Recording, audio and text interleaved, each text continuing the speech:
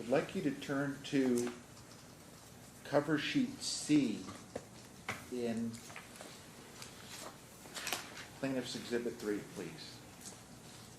I'm here. Okay, what is that document?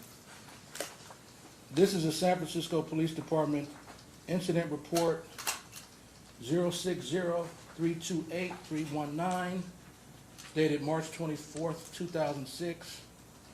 And it is pertaining to Mr. Cantrell while using the alias Mr. Mouton, calling from federal custody multiple times, attempting to dissuade his underage sex trafficked victim from coming into court to testify. And what's unique about this is that, according to Mr. Cantrell's rap sheet, he has over 20 aliases, but the one alias they choose to include is that his name is Antoine Cantrell, which to me further reflects that everyone knew his name was Antoine Cantrell at the time he got on the stand and said his name was something else.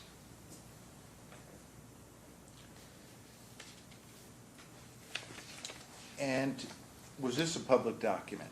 No, this is a San Francisco Police Department report that's in the custody of the San Francisco Police Department, and I instructed my inspector to get it, and he got it.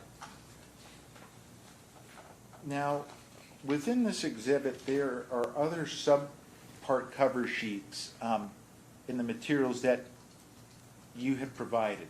I'm going to go quickly, but for example, let's kind of start at cover sheet A, because I want to be specific as possible. What is this document and why did you include it? So exhibit, cover sheet 8, is a federal docket for, criminal docket for USA versus Mouton, from a case originating in 2005, and it's the pimping and pandering of the minor case that he received benefits for his testimony in this case. And I printed this to show that most of the stuff is sealed, which in most cases, unless the person is an informant, it wouldn't be sealed. So I provided this to show that he was an informant as of at least 4/11/2006.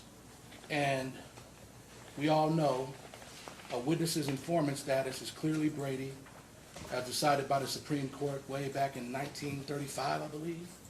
So I provided this because this is Brady. This is proof that he was an informant at the time he testified, and as prosecutors, that's Brady information we have to disclose. So I disclosed it. Now, some of those documents referenced in that docket that are indicated they are sealed. Were you able to access any of those sealed documents? No. Did you try to access any of those sealed documents? If you click on the link, it'll say you don't have permission to view this document. So I couldn't get them. Okay. If you could please turn to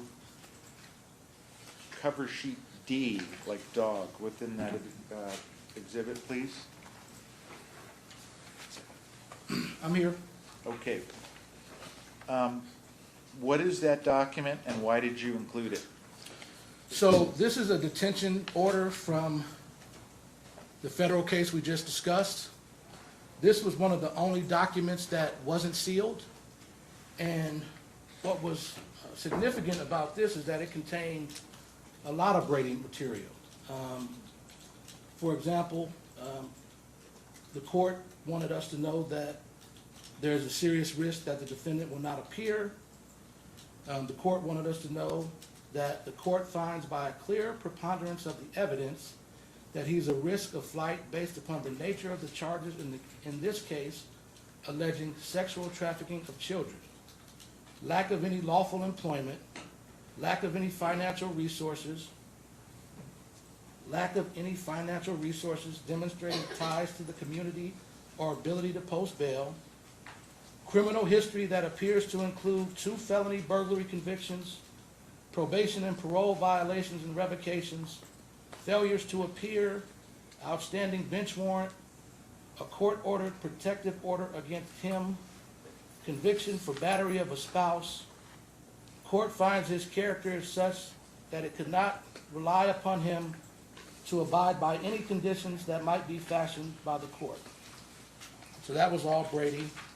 And it also reflects his informant status, as down at the bottom, part 3, directions regarding detention.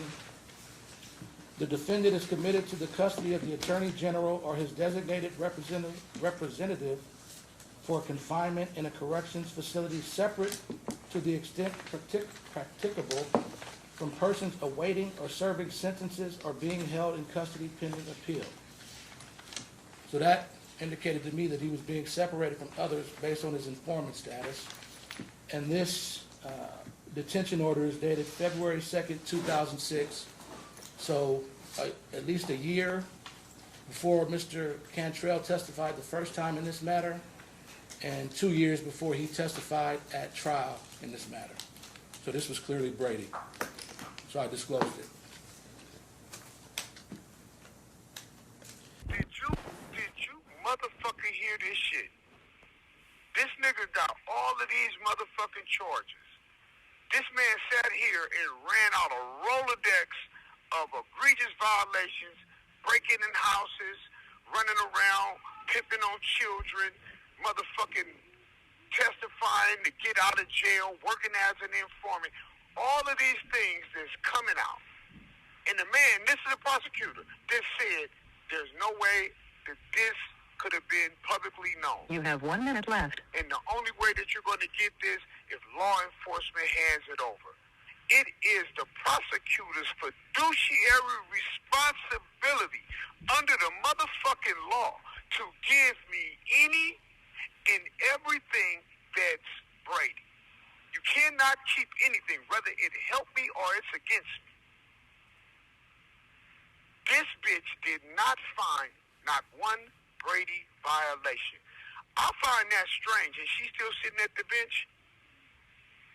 How many people is sitting in prison because of her reckless rulings? Because he got favor with her. You're not going to tell me he ain't putting no pipe in this bitch. Something going on. Something going on. They need to be under investigation. Clearly. The federal government need to come in and investigate that lady. And I'm telling you, the big Thank you for using Securus. Goodbye.